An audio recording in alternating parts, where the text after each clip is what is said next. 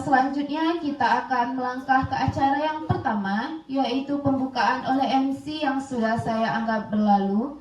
Selanjutnya kita melangkah ke acara yang kedua, yaitu menyanyikan lagu Indonesia Raya. Hadirin dimohon berdiri.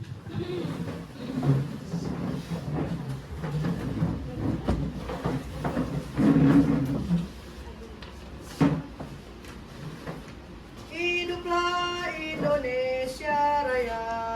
1, 2, 3. Indonesia tanah airku, tanah tumpah darahku. Di sanalah aku berdiri, jadi pandu ibuku. Indonesia kebangsaanku, bangsa dan tanah airku. Marilah kita berseru, Indonesia bersatu.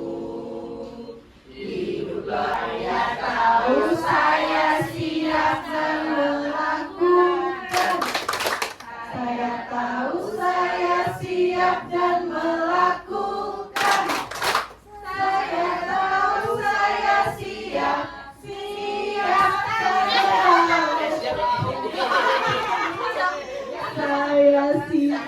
tahu saya siap dan melakukan.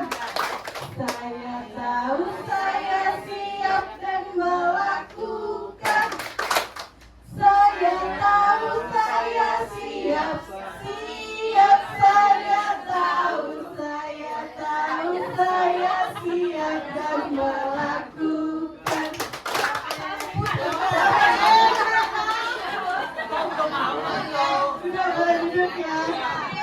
Isi dalam proses belajar mengajar yang ditandai dengan adanya hambatan siswa dalam mencapai hasil belajar yang optimal. Sebenarnya kalau kita bicara soal kesulitan belajar ini ada banyak kondisi ya, tidak hanya kondisi gangguan. Itu saya berikan contoh yang beberapa yang mencakup kesulitan belajar. Ada gangguan belajar spesifik. Bapak Ibu ada yang tahu gangguan belajar spesifik itu apa? Ada yang pernah dengar? Gangguan belajar spesifik? Ada yang pernah dengar? Belum ya? Oke. Kemudian ada slow learner atau lambat belajar. Kalau ini pernah dengar lambat belajar? Sudah ya Bu ya? Oke. Kemudian ada disabilitas intelektual atau intellectual disability. Kalau ini tahu? Nah, kalau disabilitas intelektual ini, kalau bahasa atau istilah sebelumnya itu adalah retardasi mental. Nah, tapi sekarang itu diganti istilahnya jadi lebih inklusif, disabilitas intelektual. Kemudian ada underachiever. Underachiever ini sebenarnya bukan diagnosa, tapi adalah suatu kondisi yang ibaratnya itu gejala awal gitu. Jadi itu bukan penyebab. Nah, underachiever itu ini ada form terkait bagaimana mengidentifikasi awal. Ini contohnya saya lihatkan sedikit. Ini instrumen yang mungkin Bapak Ibu bisa gunakan untuk melakukan identifikasi awal. Apakah siswanya berkemungkinan mengalami kondisi ini, gitu ya. Ini misalnya lambat belajar. Rata-rata prestasi belajar selalu rendah. Ya. Dalam menyelesaikan tugas akademik sering lambat. Kemudian daya tangkap terhadap pelajaran lambat. Pernah tidak naik kelas. Nah, kalau sekarang mungkin ini pernah tidak naik kelas ini nggak bisa ya, Harus naik kelas semua Bu. harus naik semua gitu. Tapi mungkin bisa kita checklist ketika anak ini pernah dipertimbangkan ini kayaknya kalau Pertimbangan banyak. kalau nggak kurikulum sekarang ini bisa tidak kelas. Nah sehingga, berarti di sini kan ibu sebenarnya udah melihat, udah melakukan identifikasi awal gitu ya, bahwa ini siswanya sepertinya berkebutuhan khusus. Nah, perlu kita ingat bahwa ketika siswa itu ada indikasi berkebutuhan khusus, penanganannya pasti nggak sama dengan siswa biasa, ya. Dan itu dia perlu untuk dilakukan nih. Biasanya kita kalau ada indikasi masalah dengan intelijensi, itu kita lakukan pengecekan. Kalau di psikolog ya, itu dilakukan pengecekan mental age. Mental age itu usia mental. Anak yang usianya 10 tahun bisa aja usia mentalnya cuma 5 tahun. Sehingga target belajarnya bukan target belajar anak kelas 4 gitu. Harus disesuaikan sama usia 5 tahun. Nah, berarti tadi targetnya sekarang target belajarnya masih mengenal huruf ya Bu ya. Oke, mengidentifikasi huruf. Nah, itu sejauh ini yang dilakukan caranya seperti apa? Cuman dia kayaknya kan tidak aktif.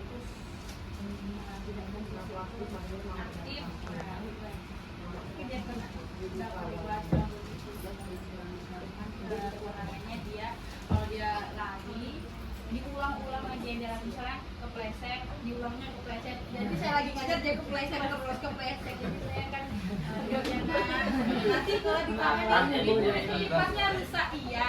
Nanti dia balik sebelum datang lagi, sifatnya rusak sampai yang terbaik. sampai langsung dia. Cuman jadi Assalamualaikum warahmatullahi wabarakatuh. Terima kasih atas kesempatannya. Saya mau sharing. Kebetulan saya kelas 4A ya, anak yang tadi katanya mungkin bisa tergolong disabilitas intelektual ini tadi. Sebenarnya bukan yang itu sih, maksudnya kelambat belajar saja. Ini dia kelas 4 SD, udah umur 10 tahun, ya perempuan. Dia masih belum bisa membedakan huruf, bahkan huruf mana yang S, mana itu belum bisa. Jadi kayaknya saya udah lakukan juga beberapa kali sampai banyak maksudnya lembur-lembur gitu untuk dia belajar, tapi nggak ada progres, malah dia lupa apa yang disampaikan hari ini, besok lupa gitu. Jadi sangat maksudnya kita heran, padahal dia nggak tergolong autis atau gimana, nampaknya kalau berteman atau bermain dia normal aja gitu, tapi kok dalam belajar, apalagi khususnya membaca huruf aja masih nggak tahu, buta gitu, maksudnya A, B, C sampai Z tuh masih belum bisa membedakan. Terima kasih. Nah, dan kena ini tidak mengenal sama sekali huruf. Nah, jadi saya tunjukkan, saya coba dengan usaha saya pakai gambar, pakai media, tapi tetap sama, tidak tahu. Jadi saya coba komunikasi dengan orang tua, saya tanyakan, orang tuanya juga bilang, dia TK juga Bu, tapi dari TK juga nggak ada hasil, katanya gitu. Terus saya sarankan coba dibantu juga ya Ma di rumah biar bisa juga. Udah saya leskan juga Bu, sama ini, kayak gitu. Nah, ketika satu lagi, dia ini normal seperti anak biasa, main, usil. Sekarang sama kita kan ada juga beri peringatan. Ketika kita kasih peringatan dia malah ketawa, nggak pernah takut, ketawa, senyum aja. Nah, terus saya bingung kan, kok nggak ada takutnya gitu. Usilnya ya bisa dikatakan lebih usil dari anak yang setara kelas 1. Nah, kalau diingatin diulangi lagi terus. Ada juga satu anak namanya Arsya, dia memang kalau kita katakan lambat membaca, nah tapi alhamdulillah sekarang udah bisa saya usahakan 2 kata udah bisa, tapi matematika luar biasa.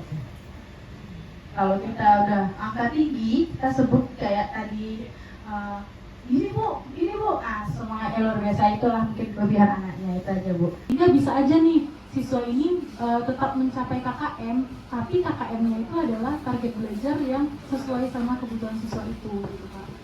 Nah, memang sebenarnya bisa nggak sih Pak? Ini saya jadi nanya juga. Kalau misalnya nih pengajuan untuk sekolah inklusi dan sebagainya, karena kan ini memang cukup banyak ya ditemukan kasus-kasus seperti itu, gitu Pak. Artinya supaya penanganan siswanya itu juga tepat gitu. Karena memang nggak mungkin ketika siswa siswanya mungkin udah 30 orang nih dalam kelas, terus tiba-tiba ada lagi 2 atau 3 siswa berkebutuhan khusus. Itu kan kita bisa bayangkan gimana gurunya kerepotan, kemudian pembelajaran menjadi tidak efektif seperti itu. Mungkin ketika memang sudah banyak nanti diidentifikasi siswa berkebutuhan khusus, itu mungkin boleh aja diajukan untuk kedepannya untuk sekolah inklusi gitu ya.